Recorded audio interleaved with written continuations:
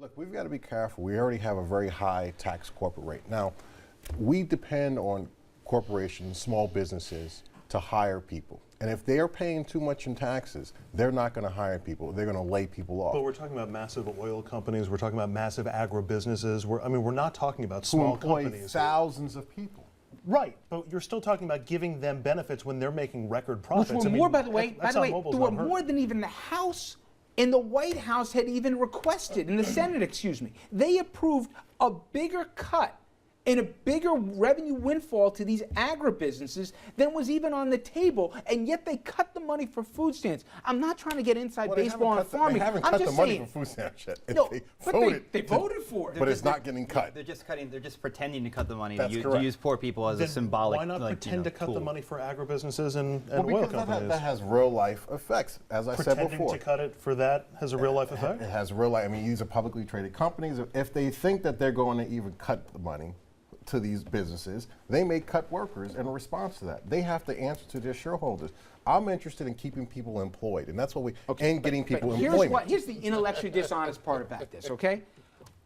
You turn on Fox News, I don't care what's going on. They're talking about Benghazi. 12 months a year, that or the IRS, right? Okay, let's think about Benghazi for a second. I 100% agree. It's tragic what happened, and there probably should be some serious questions. But wait a second. The House, let's see what they've done. They cut funding for embassy securities, and they will not approve to put the person in charge for whose title it is to be in charge of embassy securities. They won't even do the confirmation for the person.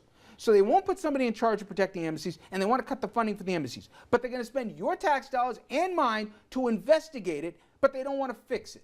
And if that's not hypocrisy, and it's not happening every day in Washington, it ought to gall you here. And I don't care if you're with the Republican Party. It's just beyond counterintuitive. It's so hypocritical, phony. Well, what happened? Again, let's talk about the real issue. The real issue in No, the but Benghazi deal with that situation. one. How with a good conscience does somebody do that? The Benghazi situation is what happened to the request for security? Why weren't those ever answered? What about the whole cover-up? So is I mean, the this answer, could have been answer, avoided. I'm sorry, not to put somebody in Except charge for of the embassy security? Clinton Obama bureaucracy. No, This could have been but avoided. hold We on a could have second. saved lives. You got a problem. What do you do to fix it? I'm going to put more guys on the ground here to fix it, and I'm going to put somebody in charge so I can hold somebody accountable for it. They're doing neither. I mean, look at what we did today. The guy wants to appoint somebody to his cabinet. They're working for him. They're holding the whole process up. We don't have somebody in charge of checking food safety, food and drugs. This is against America's self-interest. What are these guys doing, Richard? Look, at the end of the day, these are minor things when you look at getting the economy back at speed. Then why do Because you got to have the president focus on what's important, not nominations. Absolutely. But the economy is important. Immigration reform is important. The student. Yeah, the House is doing so much. The House Republicans are doing so much to pass immigration reform. Well, they are taking it in stride. They're passing. Taking it in stride. Well, they're passing smaller bills, not the overall big bill that the Senate passed. I would just add, I think making sure that hungry people have food is one of the big things that our government can do. And I agree with you. And so food stamps maybe should be off the table. But that's if they're part of your base. Right. If they're not part of your base, then you can cut the program. And I mean, I'm sitting here being quiet, Richard, because this is the height of being a phony. I mean, it's almost like three-card Monty. No disrespect to my Republican friend. But it's coming. I mean, Richard, it's disgusting. Oh, we got to give tax cuts to the big companies, because if we don't, wink, wink, we're going to lose jobs. They cut the jobs anyway, but and we keep giving them the money. We have covered this. Listen, Albany is a... And guess what? Our kids will cover it. But here's Our the thing. kids will cover it as well. It'll be the same thing. But it is different in that Democrats will play political games in the House and in the Senate and the White House and at the state levels. But I have never seen such a calculated meanness that's going on where they say, you know what, if we do this, we'll hold that up, or we'll hold hostage this unless we get that. And whoever thought that we'd be screwing around with stuff like student loans, sequestration, debt limits, going over fiscal cliffs, and now food stamps? Richard, we can't. What are we doing? Because you can't analyze this. They just don't care. All they care about is who's giving them their latest campaign contribution. But I'll tell you That's this the bottom much. line. You guys knew after the election you had to widen the base, right? Fine, you're not going to get the black vote, but the Latino vote here. And you got guys hijacking that, 40 guys in the House, when you got Rubio and the rest who could get credit for this. And the White House is even standing out of the way so they could. And what are they doing? These guys are screwing it up for your party. You should win the Senate the next term. And you should hold the House. But they're doing everything in their power to screw this thing up. I know Republicans are saying this behind the scenes. Tell me I'm wrong. Listen, at the end of the day, we'll have immigration reform. The Republican National Committee has set out on their growth and opportunity, inclusion of African Americans, not only outreach, but actually putting money on the ground to recruit African Americans and Latinos into the party, to recruit legislators, people who want to run for office who are Latino and black. So that is real. The Republican Party is reaching out, and it is real.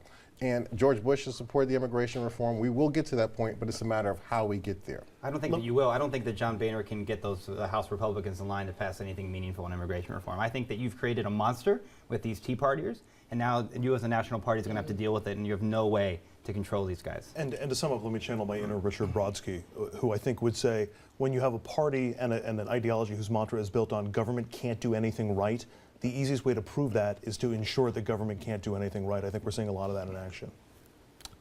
Do you have any sense, without naming names, that they can basically put the genie back in the bottle and control the Tea Party folks so they're not dictating the agenda? We've had a lot of guys say this on the record, so it's not something I'm telling tales out of school here. Republicans have said on the record that they don't want to go through this again, what they went through in 2012. I could tell you, it's not so much controlling the Tea Party as it is working with this current administration. There's been a lot of trust lost between even the House, John Boehner, and President Obama, especially when, if you look at Bob Woodward's book. Richard, I know you, but take a look at immigration, Well, okay? let me just they finish the got point. out of the way. They said, you guys do it. They let Rubio get credit for it, and the House cut the legs out from him before they even gave it a chance. When Obama and John Boehner, jeez, Probably right had the a first deal, time, yeah. right?